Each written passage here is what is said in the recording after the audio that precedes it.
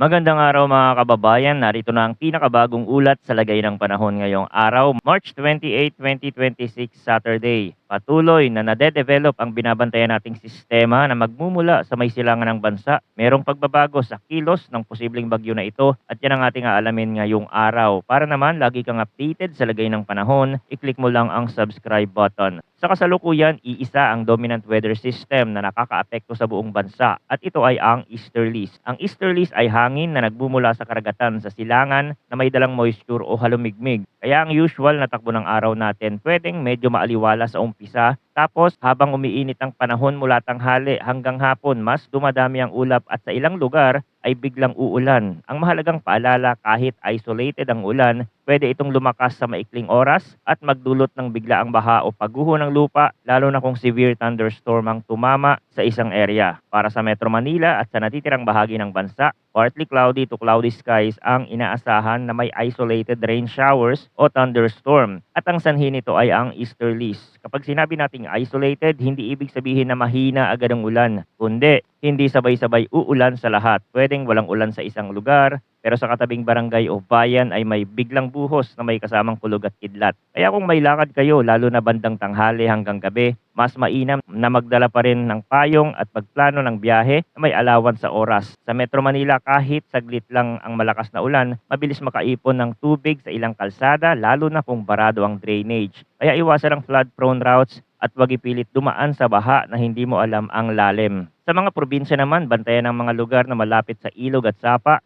dahil pwedeng tumaas ang tubig ng biglaan, lalo na kung umulan ng malakas sa upstream. At sa mga lugar na tabing bundok o may slope, seryosohin ang posibilidad ng landslide kapag may tuloy-tuloy na buhos sa iisang area. Ngayon, dumako tayo sa hangin at kondisyon ng karagatan dahil mahalaga ito sa mga mangingisda, may sea travel at mga nakatira sa baybayin. Para sa Northern Luzon, inaasahan ng light to moderate na hangin na mula southeast to northeast. Ibig sabihin may mga oras na pabago-bago ang direksyon pero nasa range pa rin na hindi sobrang lakas. Ang coastal waters dito ay slight to moderate na may taas ng alon mula 0.6 hanggang 1.8 meters. Sa karamihan ng sitwasyon, manageable ito pero wag natin kalimutan na kapag may thunderstorm malapit sa dagat, pwedeng biglang lumakas ang hangin at umulan ng mas mataas kaysa sa normal. Kaya kung maliit ang bangka at lalo na kung lalayo sa baybayin, mas mainam na maging conservative sa desisyon at i-check ang local advisories bago bumiyahe. Para naman sa natitirang bahagi ng bansa, light to moderate ang hangin na mula northeast to east. Ang coastal waters ay slight to moderate din na may taas ng alon mula 0.6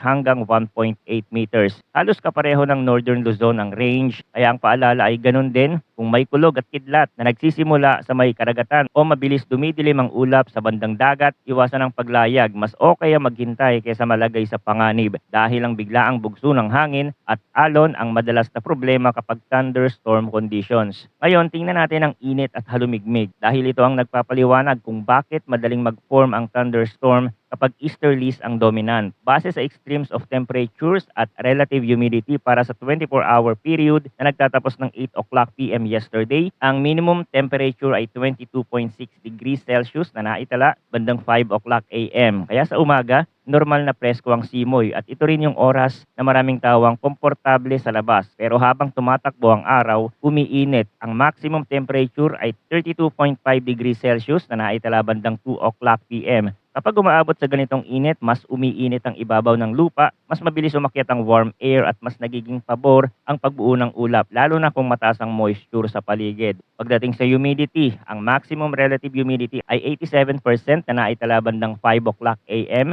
Ibig sabihin, mamasama sa ang hangin sa madaling araw at minsan, kahit hindi pa mainit, ramdam mo yung lagkit o damp feeling. Sa tanghali, bumababa ang humidity. Ang minimum relative humidity ay 52% na naitala bandang 2 o'clock PM. Kaya sa oras na pinakamainit, mas bumababa ang halumigmig. Pero dahil nandyan pa rin ang easterlies, mabilis din bumabalik ang moisture kapag nagsimula ng dumami ang ulap at umulan. Kaya normal yung pakiramdam na pagkatapos ng ulan, mas lalong nagiging maalinsangan dahil tumataas ulit ang humidity. Ngayon, punta tayo sa update tungkol sa posibleng bagyo na magmumula sa timog silangan ng bansa. Base sa mga bagong datos, mas dumadami ang mga member model na nagkakasundo na may posibleng tropical cyclone development na lalabas. Mabubuo ito sa labas ng Philippine Area of Responsibility. Kapag mas marami ang model members na nagbibigay ng parehong signal, tumataas ang chance na may sistemang dapat talagang bantayan. Pero dahil long range forecast pa ito, malinaw din na uncertain pa kung ito ay maglalandfall. Sa madaling salita, posibleng mabuo, posibleng dumakas, posibleng pumasok sa loob ng Philippine Area of Responsibility, pero hindi pa final ang track at hindi pa tiyak kung tatama ba sa kalupaan. May mga member model na nagpapakita na posibleng pumasok ito sa Philippine Area of Responsibility, pero karamihan naman nakikita na ito ay pahilaga at nananatiling uncertain. Mahalaga ito dahil ito ang tamang expectation setting. Kung pahilaga ang nakikita ng karamihan, mas mataas ang chance na ang galaw ay paakyat o palayo kesa diretso sa kalupaan. Pero hindi pa rin natin pwedeng i-lock in ngayon dahil pwedeng magbago ang steering patterns habang papalapit ang target period. Minsan, maliit na pagbabago sa hangin, sa itaas o sa pressure pattern sa paligid ang pwedeng magpabago ng track, kaya tuloy ang monitoring. Dagdag pa, nakikita din ang sistema sa mga kilalang weather model tulad ng GFS at European model. Nagpapakita rin sila ng tropical cyclone development. Kapag ang iba't ibang major models ay nagkakasundo na may development, mas tumataas ang confidence na may mabubuo talagang sistema.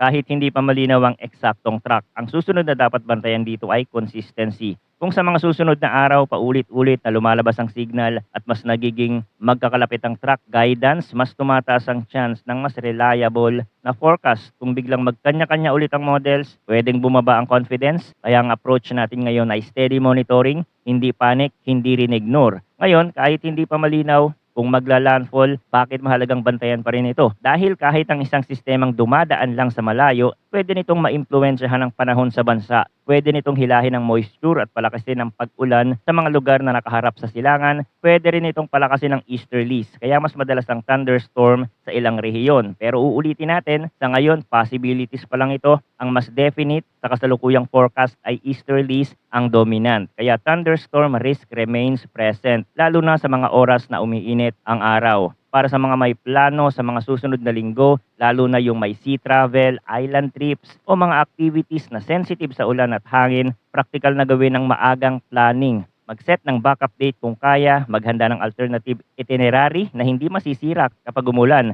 at ugaliing mag-check ng updates habang papalapit ang mga target dates. Mas maganda ang prepared kesa last minute adjustment, lalo na kung may bookings at schedules. Manatiling nakatutok dito sa ating channel para sa pinakabagong impormasyon tungkol sa lagay ng panahon. Maraming salamat sa inyong panonood at patuloy po tayong mag-ingat.